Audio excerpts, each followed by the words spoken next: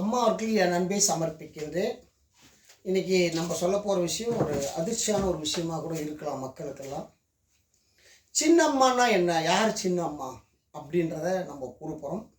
அந்த சின்னம்மான்ற பட்டம் நம்ம தமிழ்நாட்டில் யாருக்கு தகுதி இருக்குது அப்படின்னு கேட்டிங்கன்னா, துர்கா ஸ்டாலின் அம்மாவுக்கு மட்டும்தான் சின்னம்மா என்ற சொல்வதற்கு அந்த கலாச்சார சட்டம் எப்படி அப்படின்ற சின்னம்மானா என்ன அப்படின்னு சொல்கிற அதிகாரம் அவங்களுக்கு மட்டும்தான் அந்த சட்டத்தில் இடமே இருக்குது. சின்னம்மானா அப்படியாப்பட்ட ஒரு சின்னம்மா எந்த டேட்டில் பிறந்தாங்கன்னா 12ஆம் தேதி அம்மா பிறந்தாங்க. சின்னம்மா யார்? துர்கா ஸ்டாலின் சின்னம்மா 12ஆம் தேதி பிறக்கிறாங்க.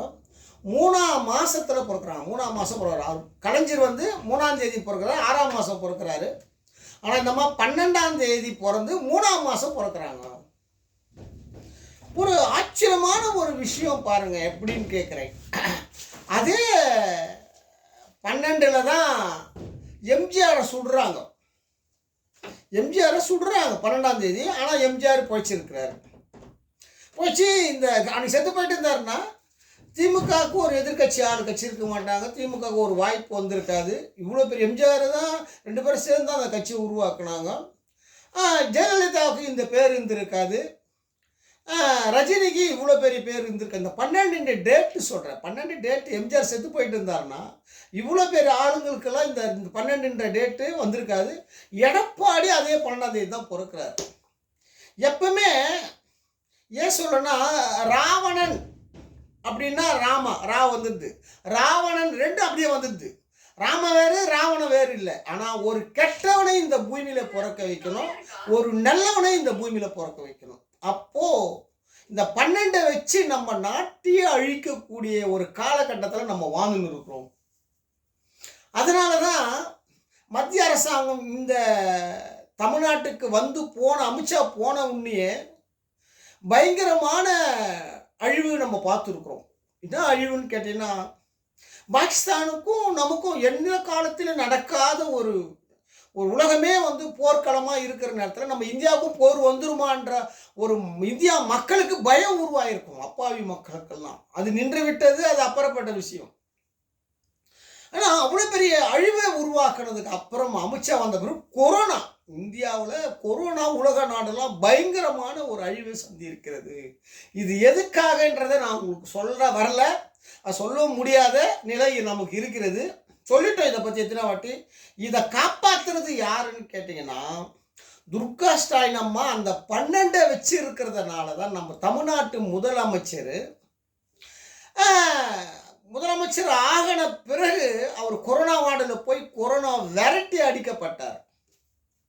ஆனால் எலெக்ஷன் முடிகிற நேரத்தில் திரியும் பழ கூட்டாளி, அதான் விஜய் சொல்லுவார். அப்போ விஜய் சொல்லினே இருக்கிறார், பார்க்குறதுக்கு தான் நீங்கள் வந்து எதிரி, ஆனால் உள்ளுக்குள்ளே நீங்கள் வந்து நண்பர்கள் தான். நீங்கள் பண்ணுற திருட்டு வேலைலாம் ஒரு நாளைக்கு உங்களுக்கு வெளிச்சத்துக்கு வரும்னு சொல்லுவார். அது யார் சொன்னால் டிஎம்கே சொல்கிறான்னு நினைக்கிறார். இல்லை, முழுக்க பிஜேபியும் அதிமுகவை தான் அவர் குறிப்பிடுறார்.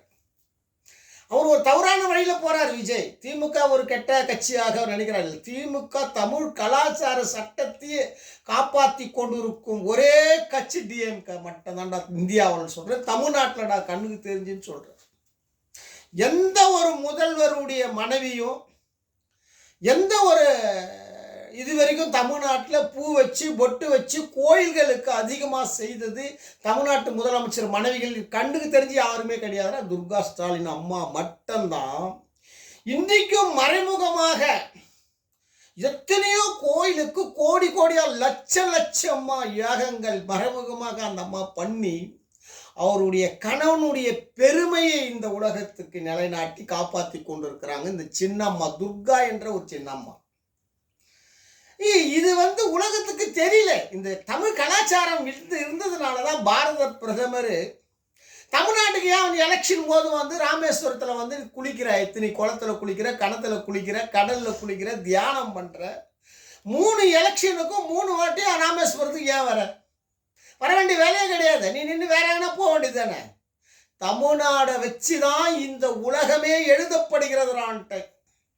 அதை எழுத்தை காப்பாற்றக்கூடிய ஒரே தாயி துர்கா ஸ்டாலின் சின்னம்மாடான்ட்டு. இந்த சின்னம்மா வச்சியே நான் உலகத்துக்கு வரும்டா இனிமேல், நீங்கள் என்ன ஒன்றுமே பண்ண முடியாதான்ட்டு.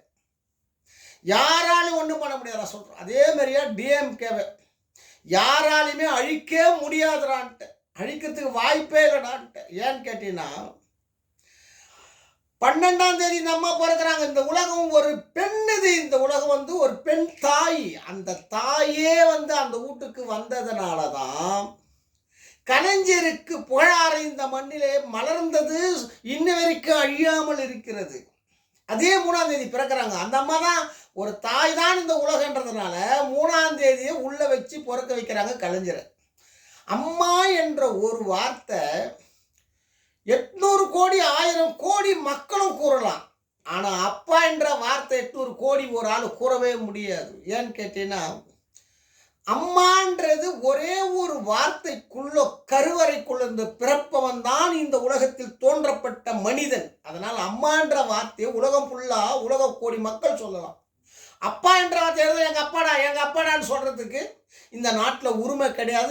யாரை சொல்ல முடியும் அப்பானா நம்மளை பெத்தெடுத்த தாய் சொல்லுவாள், இவள் தான் என்னை என் கூட கணவனாக இருந்து என் கணவன் என்று சொல்லுவாள். அந்த தாய் தான் சொல்லுவோம், உங்கள் அப்பா நின்று கை காமித்தால் மட்டும்தான் அப்பாவை காமிக்க முடியும். அம்மா அப்படி கிடையாது. அம்மான்ற வார்த்தை இந்த உலகத்தில் யாரு வேணாலும் கூறலாம், அது அதிகாரம் உள்ளது. அப்படிப்பட்ட வார்த்தையை சின்னம்மான்ற வார்த்தையை சொல்லி இன்னைக்கு சசிகலா சொல்லி கொண்டு வர்றாங்க. அது ஒருபோதும் நடக்காதுறான்ட்டு.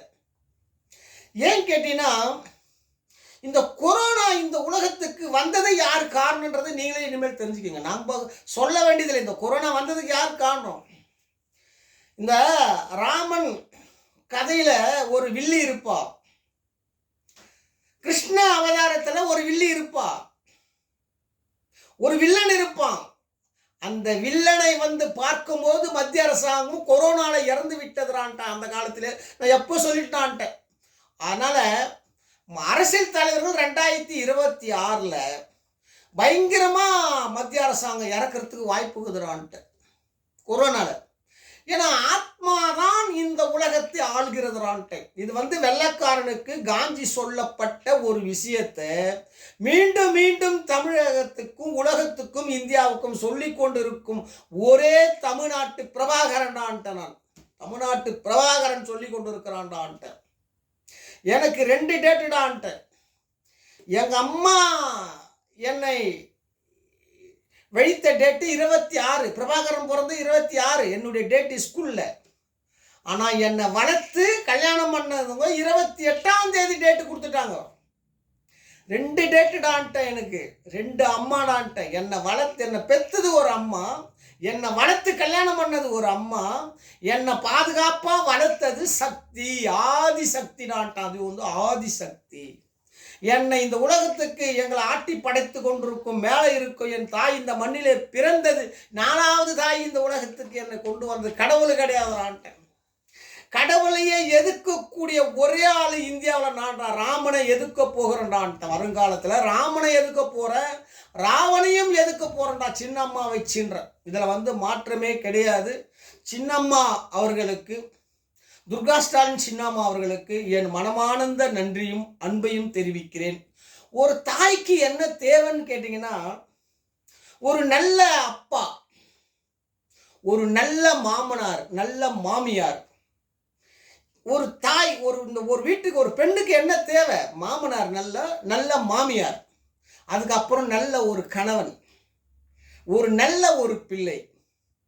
ஆனால் நல்ல தாய் என்ன, நல்ல ஒரு மனைவி என்ன செய்தான்னு சொல்லிட்டா, தான் கணவன் என்ன சிறுவயதில் தவறு செய்தாலும், கல்யாணம் பண்ணி தவறு செய்தாலும் அவனு கூட பயணம் செய்து அவனை நல்வழி கொண்டு வந்து பேரும் புகழும் காப்பாற்றி கொடுப்பவள் தான் மனைவி.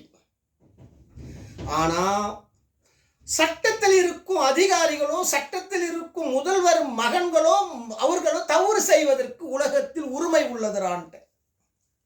இது மன்னன் இதை கொடூரமாக ஆட்சி செய்தான்டா மக்களை வச்சு. ஆனால் அந்த கொடூரமான நிலை திமுக அரசு பண்ணவில்லைடான்ட்டு. ஒரு சின்ன தவறு இருந்தாலும் அதையும் பொறுத்து அவங்க கூட பயணம் செய்து அவரை முதலமைச்சரை ஆக்கி அழகு பார்த்த தாயிடா சின்னம்மா துர்கா ஸ்டாலின்.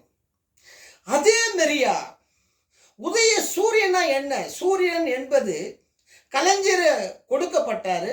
திரும்ப அதே சூரியனை யார்கிட்ட கொடுத்துட்டாரு? ஸ்டாலின்கிட்ட கொடுத்தாரு. ஆனால் ஒரு உதயா என்ற ஒரு சூரியனையே பெத்தெடுத்த தாயிடான். அதனால தான் உதயா என்ற சூரியன் என்ன பண்ணுறாருன்னா, காலையிலே சொக்காவை போட்டுக்கொண்டு கட்சி அலுவலகத்தில் வந்தாலும் சூரியனை அந்த தோபிக்குள்ளே குத்தி கொண்டு வெளியே வருது. சூரியன் வெளியே தோபியில் பாடுறேன், என்னுடைய தோபியிலே சூரியன் இருக்கிறான். என் தாய் எனக்கு செல்வத்தை வைத்திருக்கிறாள், குபேந்திரனாக்கி இருக்கிறாள். என் அப்பா என்னை செல்வந்தராக்கிறார், குபேந்திராக்கிறார். எனக்கு இந்த நாட்டை ஆளும் சக்தி என் தாய் தந்தை எனக்கு கொடுத்திருக்கிறார். இதுக்கு மேலே ஒரு அருள் எனக்கு கலைஞர் என் தாத்தா எனக்கு அருள் செய்திருக்கிறார், எம்ஜிஆர் அருள் செய்திருக்கிறார், ஜெயலலிதா அம்மா அருள் செய்திருக்கிறார், அண்ணாதுரை அருள் செய்திருக்கிறார், பெரியாருடைய அருள் பெற்றிருக்கிறேன் என்று யார் சொல்றார்? உதய என்ற உதய சூரியன் இந்த உலகத்துக்கு வந்திருக்கிறார் இன்னொரு ஆட்டு என்ற. யாருக்குமே கிடைக்காத ஒரு செல்வந்தர் நம் நாட்டு உதயா என்ற உதயநிதி ஸ்டாலின் சூரியன் ஆன்ட்டு. இதில் மாற்றமே இருக்காதான்ட்ட.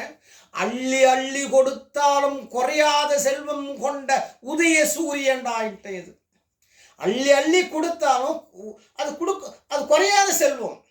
ஆனால் அது கொடுத்து விட்டால், அந்த செல்வத்தை மொத்தத்தையும் கொடுத்துட்டா இந்த உலகம் இழங்காது. அது எப்போ கொடுக்கணும்னா, நீங்கள் எல்லாம் வறுமலை வாடி எதிர்கட்சியிலே ஆளுங்கட்சியில் சொல்ல துயரங்கள் வரும்போது அரிசிகாவும் பருப்பாகவும் நன்கொடையாகவும் கொடுத்து கொண்டு உங்களை காப்பாற்றி கொண்டு இருக்கும். 56 வருஷம் 96லேருந்து நான் இன்ன வரைக்கும் திமுக அரசுடான்ட்டு. எந்த கட்சியாலும் பண்ண முடியாத சாதனை பண்ணக்கூடியது தான் திமுக அரசு என்ற சூரியன். அதனால் முழுக்க முழுக்க சின்னம்மாவுக்கு இன்னும் நீங்கள் இந்த நாட்டை ஆள வேண்டும்.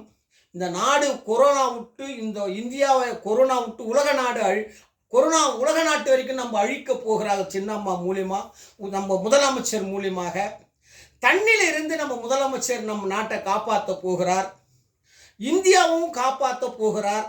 ஏன்னா நம்ம இந்த உலக நாட்டை காப்பாற்றுற உரிமை யாருக்குடா இருக்குன்னு கேட்டீங்கன்னா, ஒரு பெண்ணுக்கு நம் நாட்டை ஆளும் தமிழ்நாட்டை ஆளும் முதலமைச்சருக்கு அப்படிப்பட்ட புனிதமான பதவி கிடைத்து 3வது முறை வெற்றி பெற்று 4வது முறையும் அவர் வெற்றி பெற்று 7வது முறையாக முதலமைச்சராக போகிறார். 7ஆம் தேதி அவருக்கு ராசியான நம்பர் ரான்ட்ட.